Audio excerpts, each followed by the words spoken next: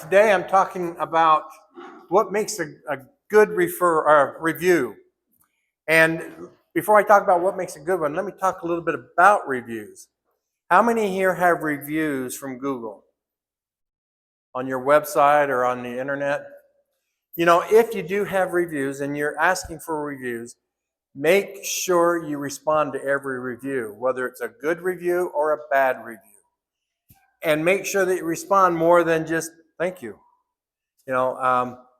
Make it personable. Google likes to see, and people like to see, that you're involved and that you're connecting. Now, what makes a good review? A good review is not, James did a great job on my car, or good job, or something along that line. A short review that just says thank you or whatever you're saying is not a good review. You need to make a review long enough that people, other potential customers, can know a little bit and get to know a little bit about this company. So if you would say, James, you know, I brought in my car, the axle was broke, you fixed it really quickly, and you did a great job, and boy, your prices are really competitive and good. That's a better review than just thank you. It gives other people who are looking at this business, James's business, it gives them an opportunity to see that you really were helped and that you are not just a troll saying thank you or something like that. But now James needs to get on there and say, well, thanks, Ron. That was a great review. You know, I really enjoyed working with you. You're a great person. Especially if I'm doing it. You got to say I'm a great person. But what you need to do is to show that you're connected with the person too, and that you really did appreciate his review. So as we're doing reviews, and even comments on YouTube or something like that, make sure that you just don't say, gee, great video, or I really connected with your video, or something like that. Make it so that we can tell, and everybody else can tell, that you actually listened to the video and watched it. Yes? Can you go over how to basis on how to respond to a Okay.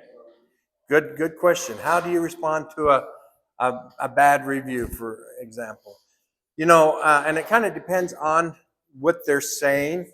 If it's a legitimate problem that they have or gripe that they have, then what you do first is you do everything you can to take care of the problem and to turn around. So if the guy says, well, the axle still squeaked when I went out the door and it's been squeaking for a week, then what you do is you take care of the problem. Say, hey, John, come on in, because I wouldn't do that, so I'm not going to use Ron.